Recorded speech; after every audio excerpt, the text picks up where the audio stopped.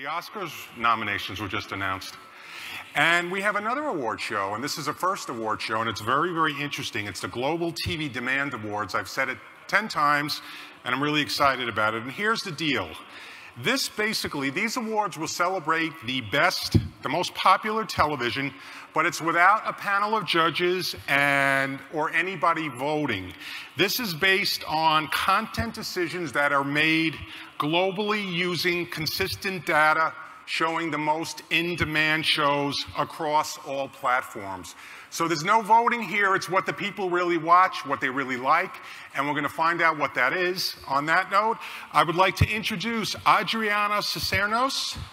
She is the CEO of the Cicernos Group and a board member of Parrot Analytics. Adriana, would you please come on up?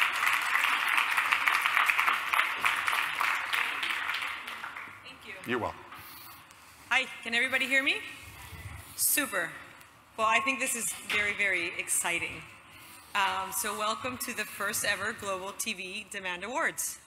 If you've been here for the last couple of sessions, you're probably having an epiphanic moment right now. Things are radically different from when we were all here 5 years ago, even 2 years ago. Never have things changed so dramatically and so fast. We are no longer an industry focused on merely broadcasting and cable distribution. It has become an additive business with technology paving the way for OTT distribution and the proliferation of content distribution platforms, and more focus on reaching consumers wherever they are and whenever they want to watch it. It is this splintering of traditional distribution models that has complicated our efforts to measure how well the content we're producing, buying, and selling is really doing with viewers. Traditional ways we once relied upon are falling short. And at the same time, our need to track engagement has become vastly more important as the TV industry has grown and become more costly and risky. That's why I am so excited to be introducing to you Parrot Analytics and the first Global TV Demand Awards. I discovered Parrot thanks to Camille Biederman at the International Emmys and then at NATPE a couple years ago, and became a fan of their truly game-changing technology platform. Now, I'm a proud board member. Ward Serger, the company's CEO, will give you a tour of their technology in just a moment. And you will be as impressed and encouraged as I was about the depth and breadth of the information that is now available to us to help us take some of the risk out of content buying and selling decisions. And then they will reveal the winner of the most in-demand show in the world of 2018. Today is really quite significant, because this is the first time a TV series has been bestowed an award on the basis of true demand for the show globally. No panel of judges or voting body came up with the winner. Instead, this is the first data-driven TV award, which is a reflection of how much content consumption has been impacted by technology. Parrot Analytics provides the most accurate measure of what content people actually want in this multi-platform world, and the Global TV Demand Awards is a celebration of those content creators, platforms, and distributors who are getting it right. So with that, let me introduce you to Mr. Ward Serger to tell you more about measuring audience demand around the world. Ward?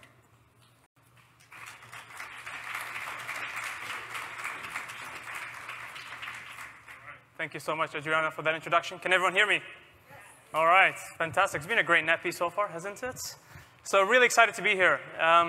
We've just heard, as Adriana said aptly, the panel before us from industry leaders who explained how television is now truly global, and also touched on some of the challenges that the industry is facing, which are equally becoming global in their nature as well. So today we're here to celebrate officially the most popular TV show in the world. But before we get there and before we present the awards, what we really wanted to do is just take you on a quick journey, a journey that wasn't so quick in getting here. It started in the 1950s, but we'll recap it a lot faster than that. And just to get us to recap where we are today as an industry, how we got here, and what's next for us as a television industry. So let's start with this. 90% of the world's data has been generated in the past 2 years. So think about that for a second. 90% of all the data that exists on this planet has been generated in the past 2 years. And yet, as an industry, broadly, we still rely on measurement methodologies that were literally, and this is no exaggeration, set up in the 1950s. Panel-based measurement systems were set up in the 1950s. And yet, we are still using the same approach to measure what is, by all measures, a completely different world, a completely different universe of how fans interact with content. So this is actually becoming worse and worse for the industry, because just recapping of the past, say, 10 years, what's actually been happening, right? So you're seeing a really rapid proliferation of content distribution platforms. So we have now, we talk about Netflix and Hulu and Amazon out here in the US, but actually there are already over 1,000 over-the-top platforms around the world. This is still barely the start of 2019. We're still on crappy 4G for most of the world.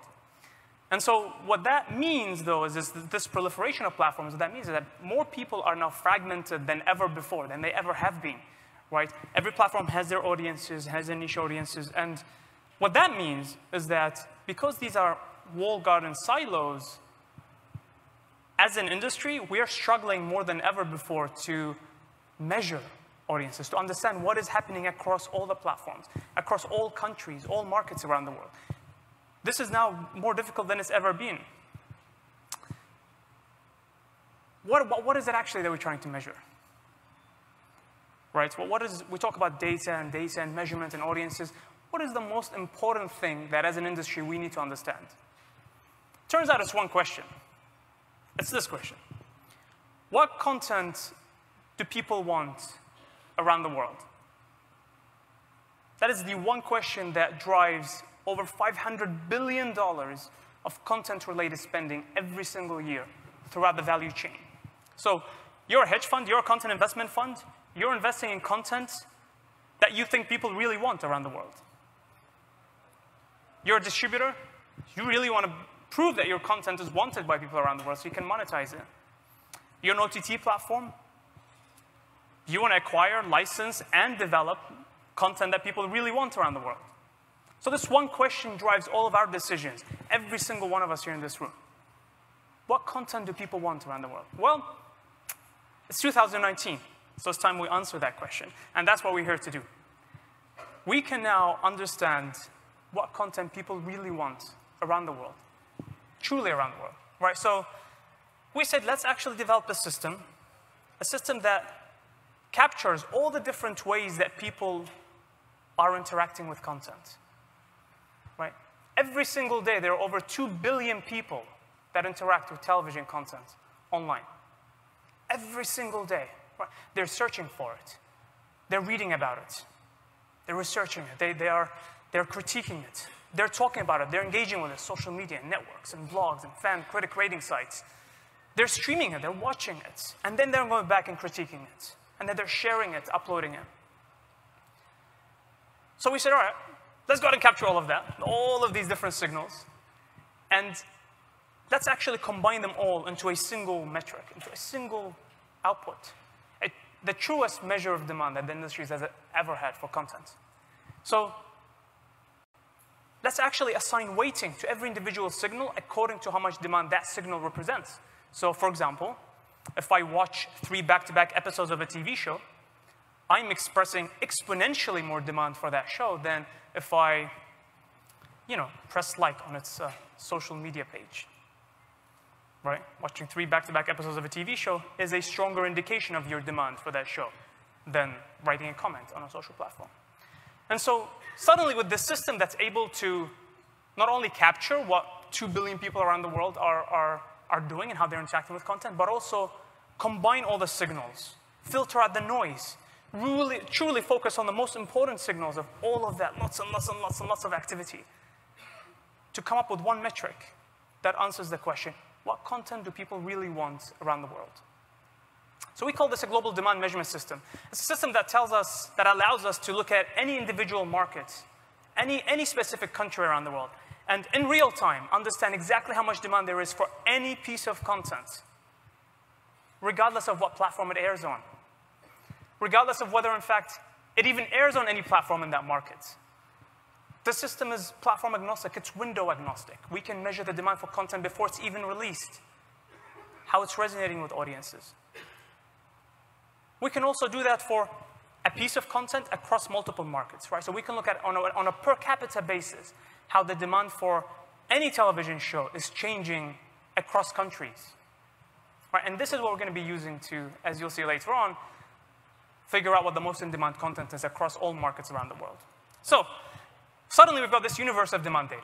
We now process over 1 billion data points a day in over 100 languages in over 100 countries. We are capturing what these 2 billion people around the world are doing, what they're talking about, what they're watching, what they're streaming, what they're interacting, and then we're combining it into a single output that tells us what content people really want. And what this means is not only can we figure out the most in-demand content around the world, but we can do far more than that. What it means is we can understand how and why content works around the world. See, it turns out that a television show doesn't just succeed because it has the right talent, it has the right genre and showrunner and music and plots and characters and theme and mood and setting. Of course, in the industry we already know this, the success of a TV show is also a function of how we market it, how we distribute it, how we window it, the monetization process, the environmental factors around the creative genome of a piece of content are equally as important in its success as its creative makeup. We can now isolate this. We can isolate these internal factors that determine a TV show's success, the creative factors, and we can isolate the environmental, the business decision factors that also impact content success, because it's a combination of the two that really makes great television. So I guess this is probably the easiest way to think about it. This isn't here to change the way we make art. It's here to support it. It's here to complement it. It's here to help us as an industry leverage what, for the first time in 2019, is available for us, an unprecedented understanding of global audiences, to truly support and expand and succeed in monetizing the art. So for some practical examples of how exactly we're about to do this, I'm going to invite my colleague and one of the industry leaders, Courtney Williams, on stage. Thank you.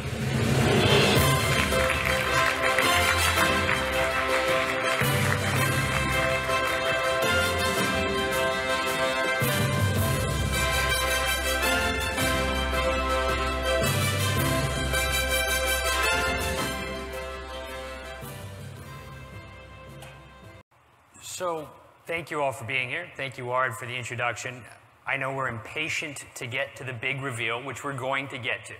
But before we got there, we wanted to look at a couple of things. So the first one was we wanted to sort of demonstrate a little bit more about how it is with specific examples that we can say the winner is the winner. And the second one is we wanted to give that sort of sense of what it is that we're doing and why we're doing it, right? The underlying question for everybody in this room, what do consumers want to watch? What content do they want? Is about opportunity, right?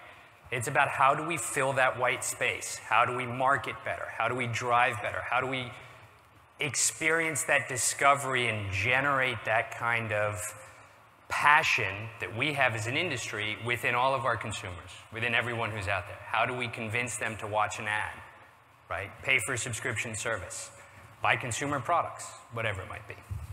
So we're going to wander around the world quickly on a whistle-stop tour. We're going to start in Asia. Asia's been, getting a lot of press lately. The numbers are going incredibly upwards, right? 10 billion now for Asian video. 2018 was the biggest year ever. People are doubling down with the amount of content they're making. But what are we seeing with that, right? What's the benefit? Well, we can see here that the year-on-year between 17 and 18 shows massive increases. Digital originals, network contents. we're seeing much, much higher demand being expressed, more content being made, right? An 11% overall average across both network and digital originals. If we take Netflix, for example, Sacred Games. Sacred Games was their first Indian original. By comparison to how they were averaging before the release of a local production, they saw a 56% increase in the Indian market. We look at Mirzapur, Amazon's first original in India. Also a huge success, 150% increase from the time they launched that versus what they were airing previously. We look at the two of them together, right? These are the top digital originals in 2018 in India. So you can see they're doing all right. 13 Reasons Why does real well, but it's the local titles that are killing it.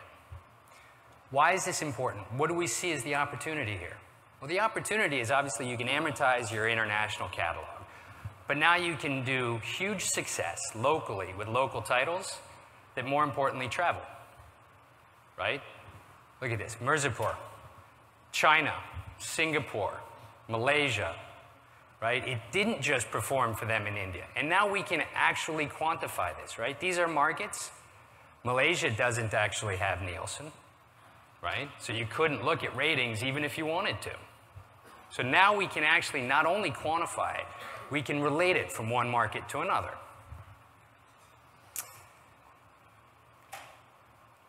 We look at Latin America. So Latin America is interesting. It under-indexes globally in comedy. So you ask yourself, why is that? What does that mean for us? What does that get? Where do we get to?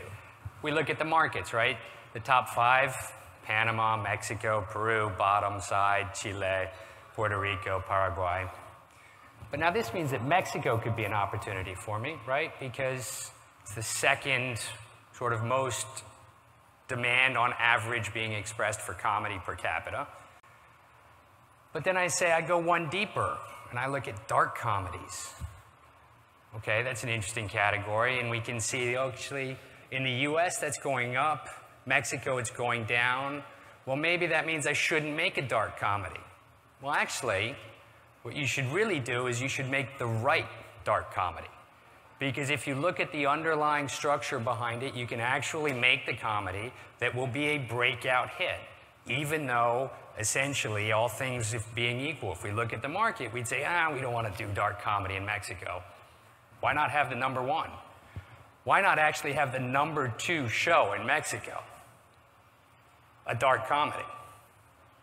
Right? So now we can really begin to drive through it. We can see how it impacted the overall.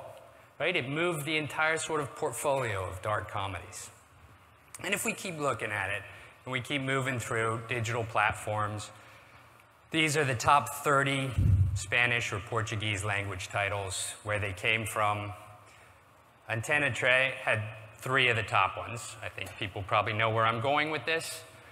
So May of 2017, they launched La Casa De Papel, or The Money Heist. It did all right. It was big in Spain, right? It moved into #3 in Spain. That was pretty interesting.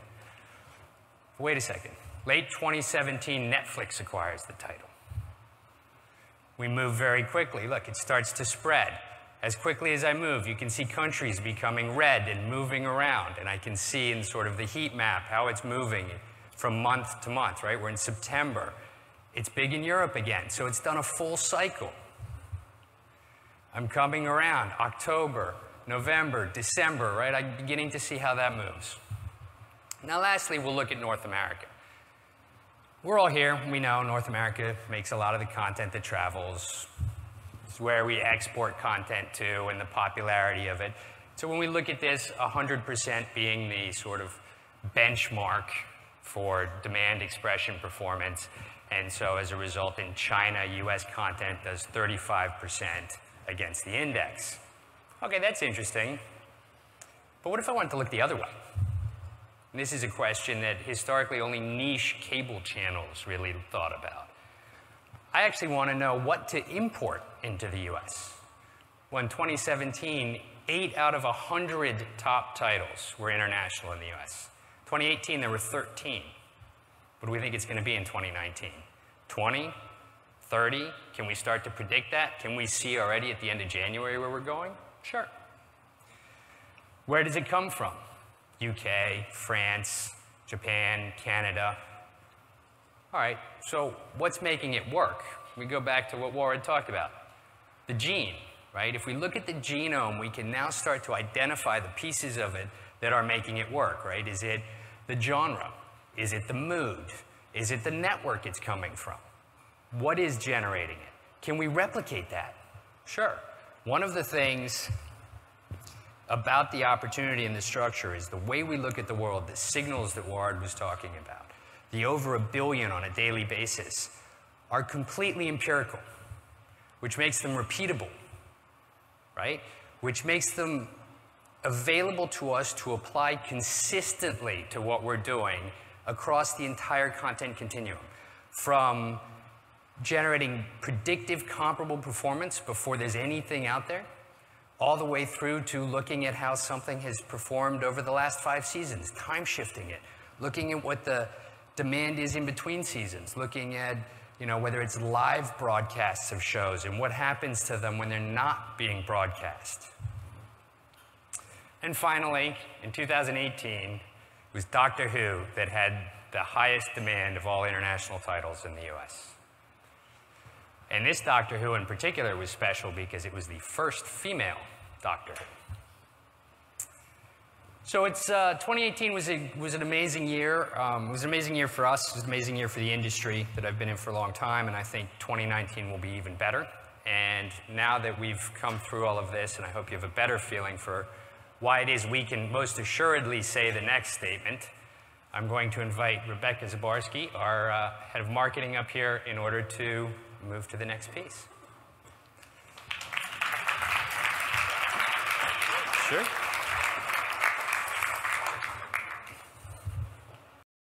Okay, thank you, Courtney, and thank you, Warren. Thank you, everybody, for coming here today. Like you have heard, this is a very, very exciting moment for us and for the industry, and we are thrilled to get to the point of why we're all here to announce the Global TV Demand Awards. So it's an exciting moment because what we're doing is really a true People's Choice Award. In every sense of the word, we are looking at billions of audience members around the world, and they are the ones expressing demand in the way that you saw Warren show you earlier on the slides. So we can determine the most popular TV shows using a variety of different factors. As you saw with Courtney, we can look at genre, we can look at mood, we can look at what type of TV show was this? What was this originally released on? Was this a network? Is this a linear TV show? Is this on an OTT platform? So we can look at many different factors. We're going to show you the most in-demand digital original series in the world quickly. So let's get started. In number 5 place, we have Narcos. The number 4th most popular digital original series in the world was Black Mirror for 2018. In number 3, the new chilling adventures of Sabrina. Number 4 was 13 Reasons Why. And then the number 1 most popular digital original series in the world for 2018 was, big surprise, Stranger Things. Yes, please. So what's great is that as we launch these awards, we can expand these genres and move into some of those other categories that you might expect and be excited to see. What is the content that's making an impact around the world? But that brings me back to the number 1 reason why we're all here, which is to announce the most popular TV show in the world. And we will reveal the finalists. I will go back and say we announced these awards back in October.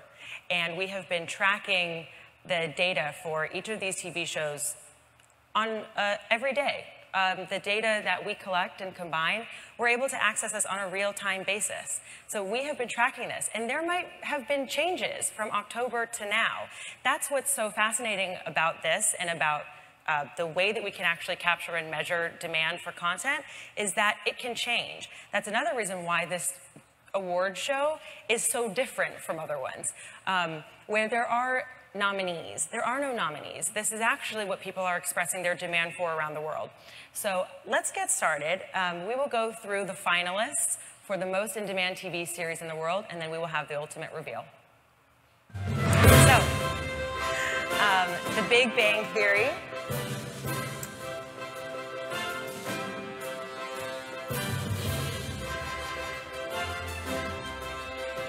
Of course, we had Game of Thrones, one of the top TV shows in the world.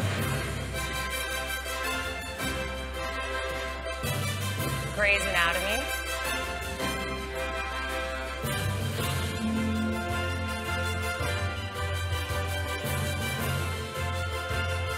The Walking Dead.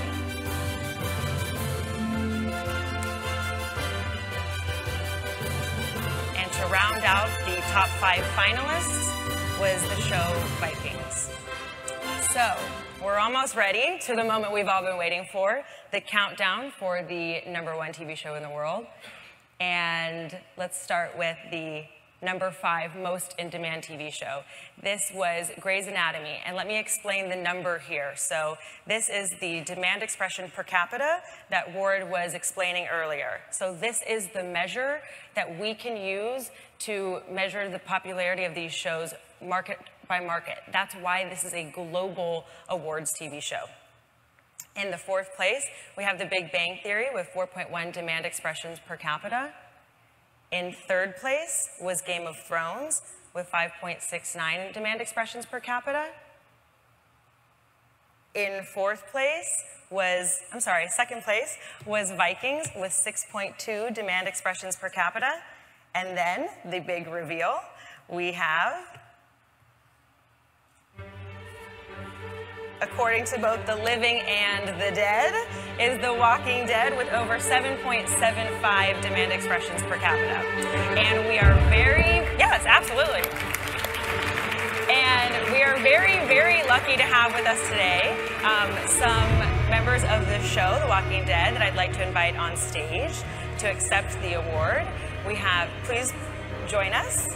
We have Denise Huth, the executive producer, Josh McDermott, also known as Dr. Eugene Porter, and Pollyanna McIntosh.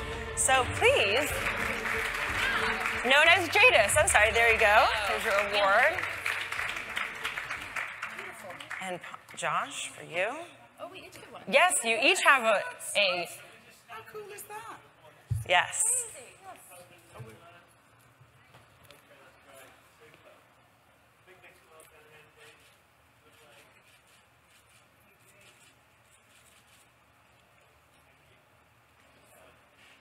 Thank you so much. Yes, absolutely.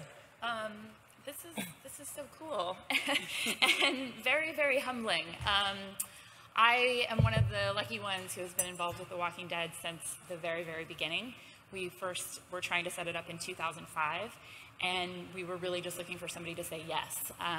But what we got instead was a lot of no's. We had no's for years. Absolutely nobody thought that putting zombies on television was a good idea.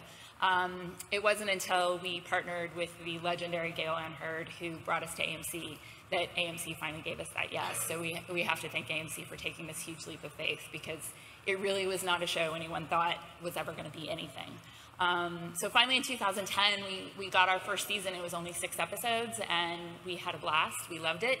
But we really didn't know that we would even get a second season, and we certainly, believe me, in our wildest dreams, never imagined we'd be here 9 years later.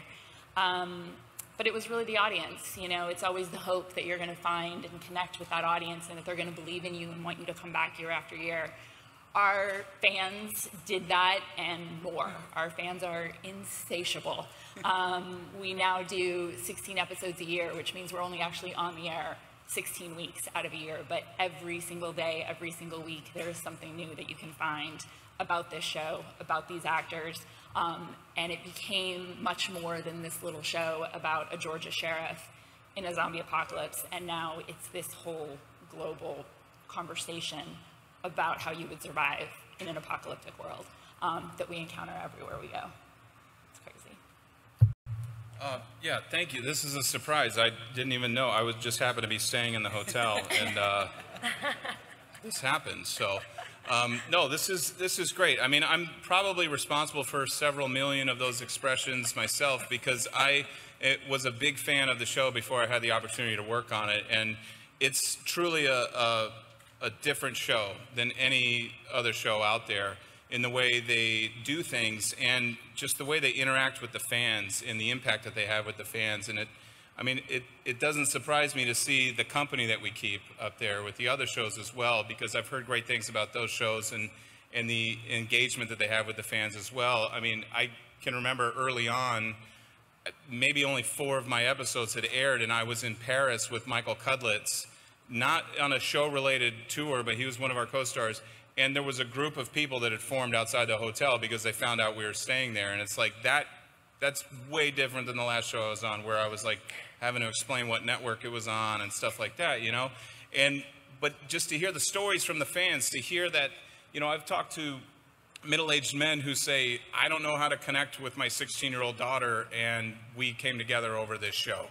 And that's really fulfilling for us to be able to create this show and to know that it has such a large impact on the fans. And, you know, we couldn't do it with them, and we just thank you for this. This is great.